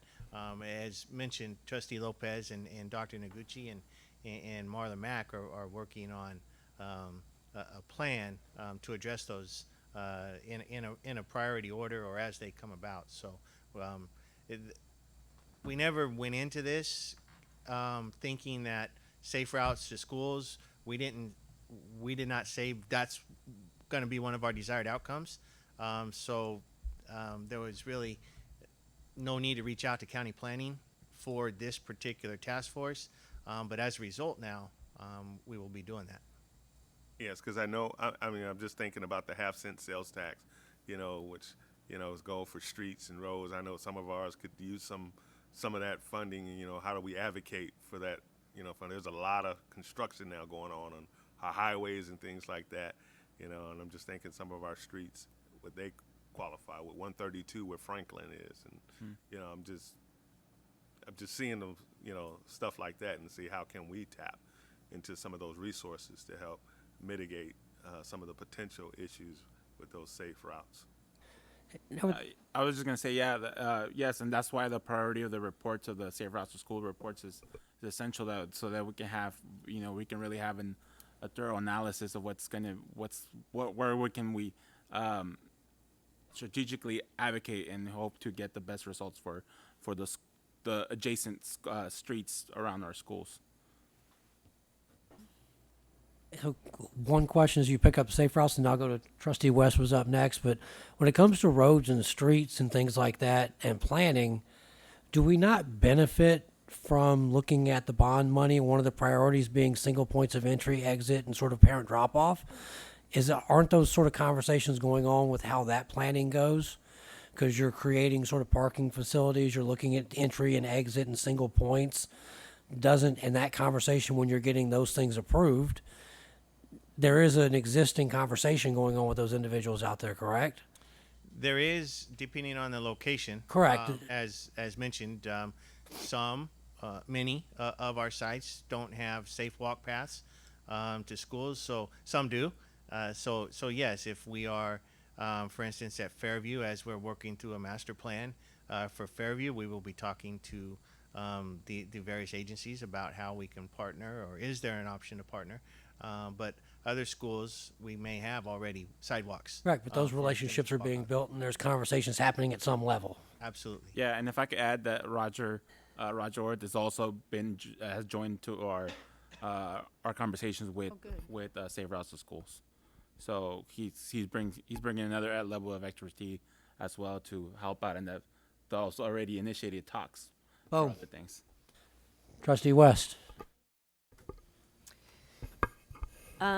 Thank you. I think when we talk about school safety, the social emotional supports are huge. The culture and the climate of our schools is so important. So I'm really pleased to see that this is, one of the priorities here. I was just wondering if you could give me some specifics on how you plan to implement some of these suggestions. They're a little bit broad. Do we have any specifics on what we plan to do? I wish Mr. Herbst was here to speak about that. I don't know if Trustee Marks can comment, but we can definitely follow up with the board as to what our actions are going to be to provide those services in the future. Yeah, it was great to be on the same small committee with Mark and a teacher from Elliott and a community counselor and somebody from Youth for Christ and trying to think. Anyway, those are the ones that attended often. But it was a great group. When we talked about it, we also took the really thick student assessment, that student survey, and Healthy Kids survey, which was very helpful for us to see how students felt at school. So I'll have to say, I'm just going to do generalization. 85%, maybe 90% of our students felt safe at school. It might have even been a little higher than that. So then we're asking what makes students not feel safe at school. And also I really appreciated the teachers in their committee, because they also brought up how they felt at school. Did they feel safe or not? And so I think getting more information on how we can continue on with because we know the PBIS and our restorative practices, addressing the bullying and conflict resolution and character training were all things that we believe when you get into a conflict that you need to understand how that impacts another person, and it even impacts other people. So we used to have conflict resolution as a main program in our schools, and students used to address that. The person that you were forgetting was David Collins from Student Center Human Services, and the other survey you watched, looked at was the LCAP survey. Oh, right. And that's where you got a lot of the data from. Yes. And that goes with your conflict management, the SASs or student support services that we have at our sites. And that is a huge part of our social emotional at our sites. And the LCAP has really supported that. And that's where you're getting some of your data, but also really hitting the social emotional. And it really showed in those data. It did. And the thing that I was impressed with was that students, I'll have to say, a really high percentage of students knew where to go if they had a problem. They had a trusted adult on the campus that they knew to talk to. It's the ones that didn't that I would like to help them know where to go. But as we drilled down a little bit, that's kind of what our committee had discussed. And I thought it was helpful to say what will change the climate on this campus, what makes you feel safe as a student, and that'll take some time just to have our counselors tell us what are the students saying, how can we make them feel safer at school, and because when you feel safe, you're going to do well in learning, you're not worried, so you have all those emotional things that are creating a distraction to you. And so our goal is to have it a good place to be every day. I think those trusted adults are huge, and also building relationships. And it doesn't have to be with a teacher. I mean, there's so many adults on campus that you can build a relationship, and then feeling connected to your school. Just finding activities that's huge, in making kids just feel that they're connected and that they have a place to belong. So you sound like you were on our committee.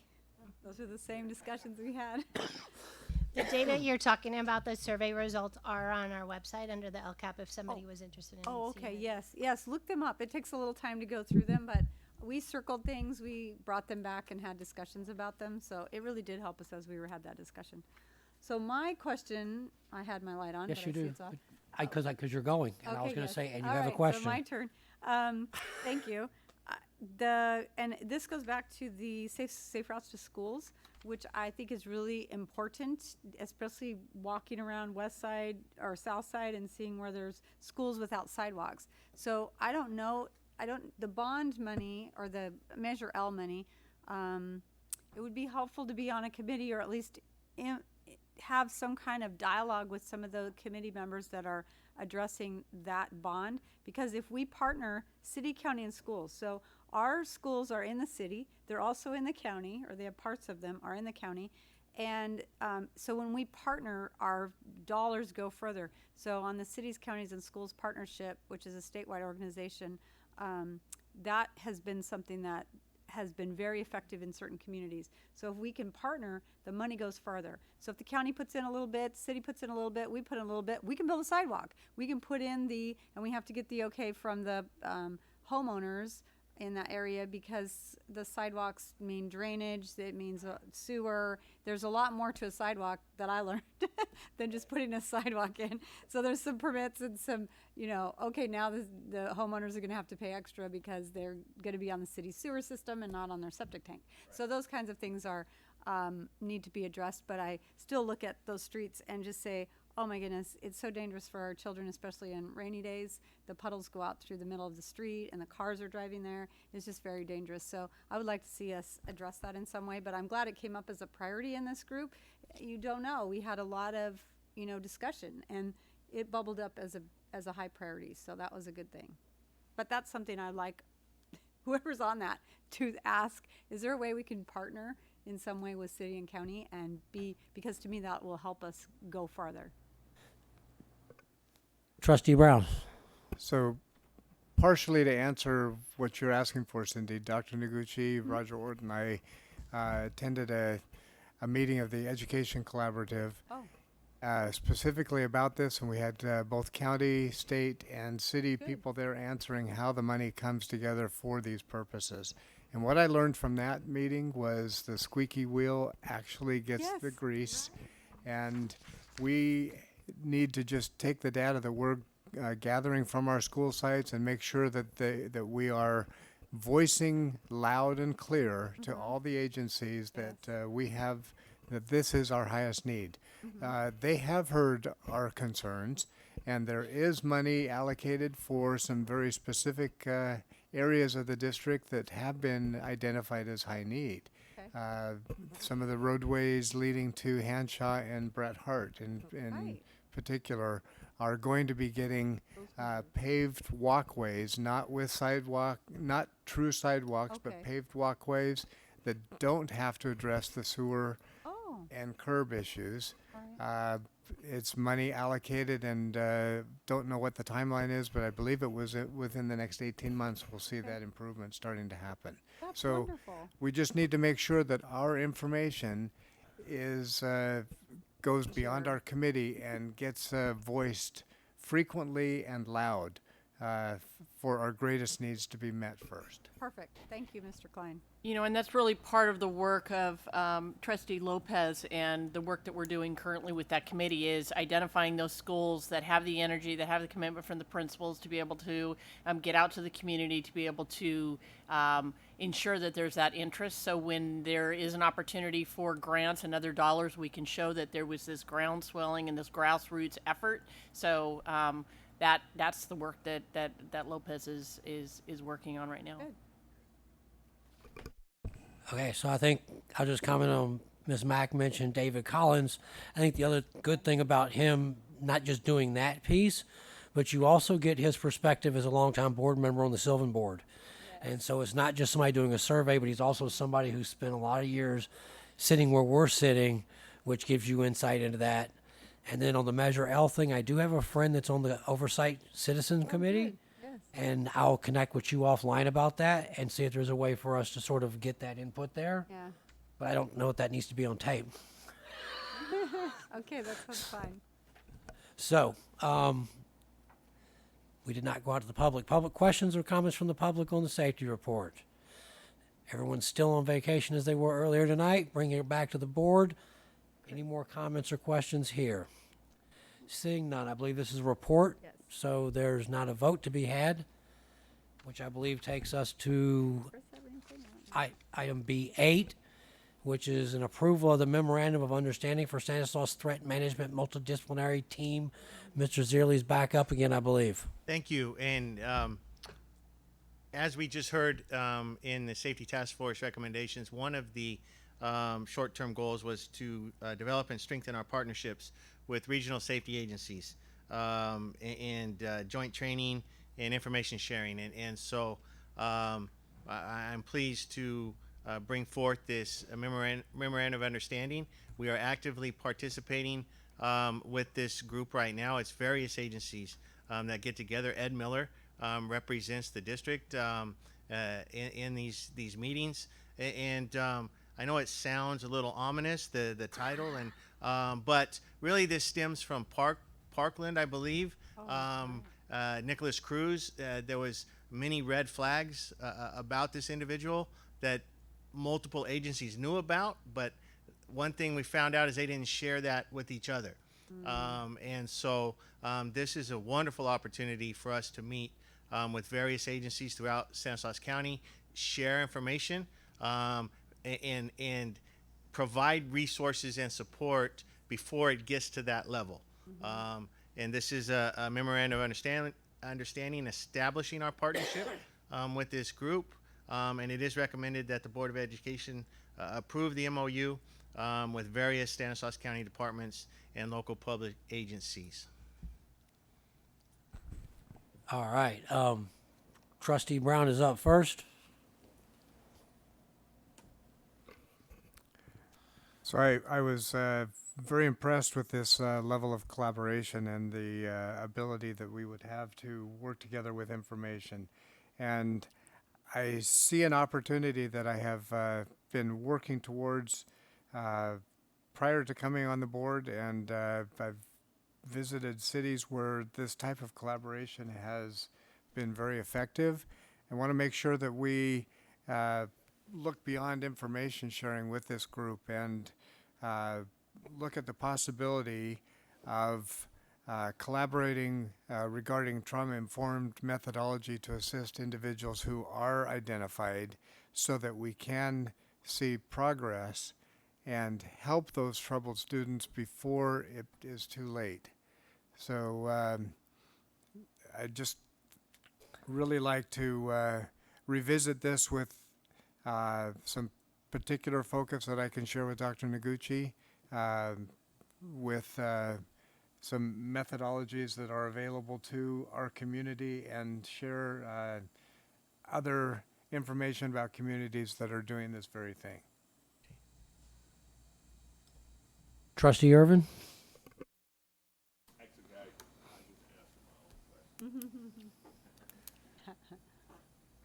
Okay. Seeing no other questions, going out to the public, still on vacation, back to the board. If I may just add one more comment. Have at it. Our legal counsel has reviewed this and provided some wording changes. Obviously, when you're talking about student information, there's confidential information that we cannot share in certain circumstances. So it has been reviewed by legal counsel. Because we wanted to get this on the agenda attached with the Safety Task Force recommendation, we haven't received final wording from the other partners if our changes are going to be accepted or not. What you see is our changes. So we may have to bring this back on a consent at some point. If you see it on consent, it'll be because some wording got changed. But this is as modified by our legal counsel that protects us in the event of confidential information. And you just addressed the one comment I was going to make, which was, let's make sure that we're not getting out personally identifiable information, PII data, out the door, unless it crosses that threshold, which we can't get around, which I think Trustee Brown mentioned at a previous meeting. Once you involve sort of first responders and you start getting police involved, the rules change a bit. But outside of that, so long as we're guarding against releasing personal information, I think that's key. And I think the other thing Trustee Brown said I think is critical here going forward is that it's more than just in the MOU. It's that we really are building these relationships. And if you've got the relationships in place and you're early there, then you've got the opportunity to get into prevention mode, which is much more proactive than reactive mode, and coming back and going, well, why didn't we see this? Because maybe it wasn't at the school site. Maybe it was back in the neighborhood. And if you're back in the neighborhood and that officer that's sort of walking that beat, or that fire department officer that was nearby, or whomever else it was, if those relationships are built so that that information works its way back to us, much more likely that we get proactive, which I think is exactly where we need to be. Seeing no other comments, I believe we're looking for a motion to approve the MOU. I will move. Oh, go Okay, ahead. she go Trustee move West, his and then you. comments. And then I believe the second with the tiebreaker race going to Trustee Marks. I'll second it as long as it'll be okayed with our attorney and all that. And I think because it'll come back on consent if it doesn't, but I think that's actually reassuring because it means we're making sure those I's are dotted and T's are crossed with the PIA information, which will get us in more trouble than anything if it's not correct. Yes. Assuming that it doesn't get changed. You'll bring it back If with it the gets changed, if edited wording gets changes. changed, it will come back for your approval. Okay, thank you. So we have a first, we have a second. All those in favor say aye. Aye. Passes unanimously. Who gets the budget? Okay. Mr. Zerley's on a run right here, right now. B9, approval of certification of the 2019-20 budget for all funds and authorization to transmit copies to the local and state agencies. Mr. Zerley. On June 3rd, as a companion with the Local Control Accountability Plan, there was a public hearing held for the proposed budget. Since then, we have not made any changes at all to the numbers presented to you 2 weeks ago, but we do have a little bit of information to update on.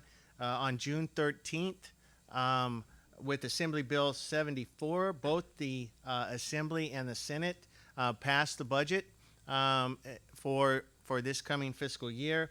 And with that, there was more than a dozen trailer bills that are now working through the committee. Governor Newsom, because of the June 13th approval date, Governor Newsom has until June 25th to sign the budget. So it's still working through the process with an expected June 25th signing or approval by the governor.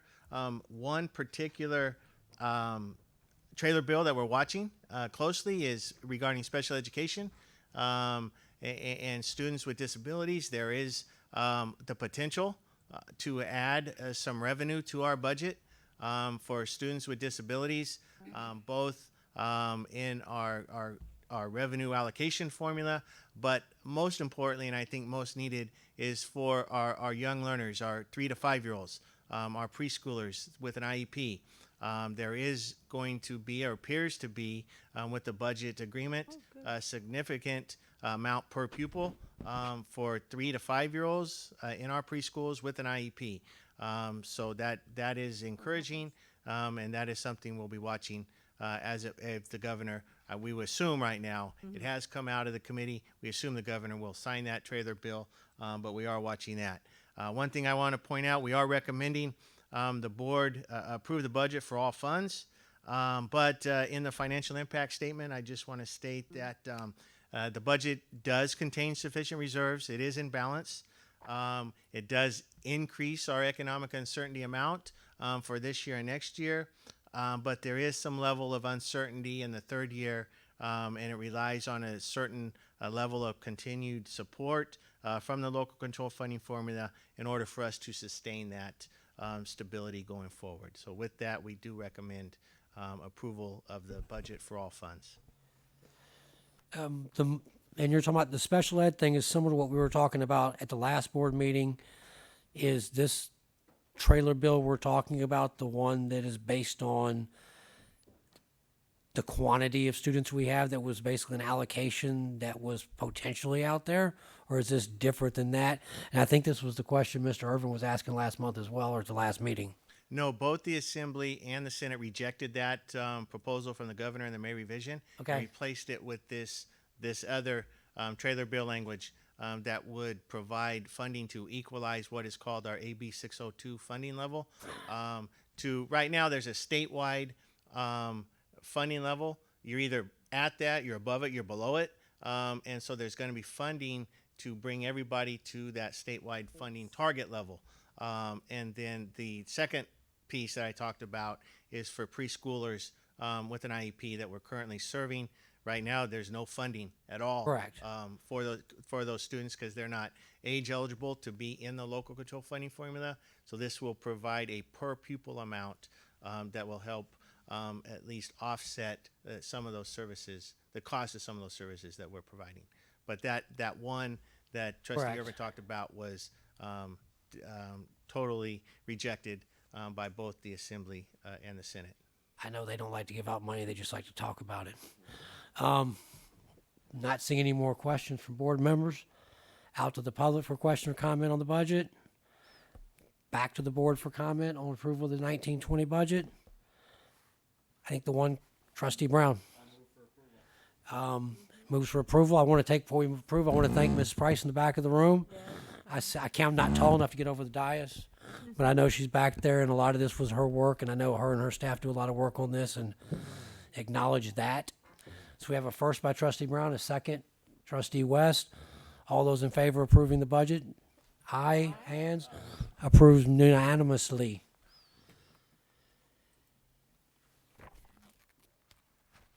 Okay, brings us to B10, approval of Resolution 18-1937, adopting the Education Protection Account for fiscal year 1920. Mr. Zierle's on a run right here. Yes, and this is an annual procedural resolution that we have to do with the adoption of the budget that coincides with, in November of 2012, the passage of Proposition 30. At that time, increased both the sales tax and the personal income tax on high income tax bracket wage earners. And then again, it expired, and in 2016, November 2016, with Proposition 55, the sales tax increase ended, but it extended the personal income tax increase for high income tax bracket earners.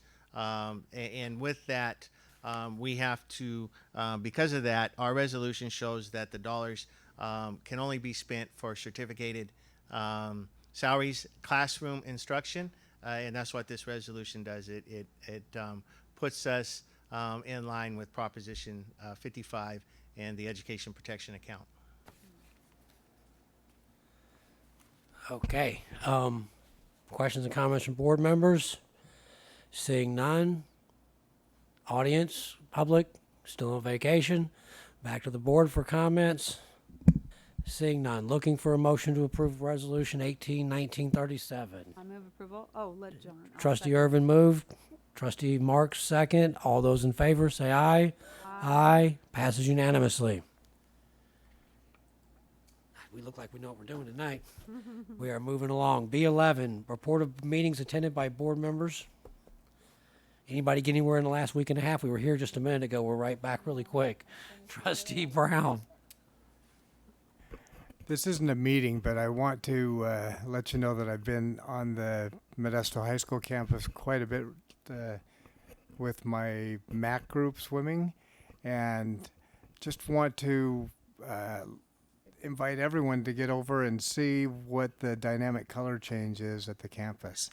It's great to see the highlight colors and some student spirit being able to be shown on the campus with some red highlights and some very dark grays that almost look like the black, so the red and black are showing for their high school colors. Nice. Cool. That's cool. Trustee Irvin.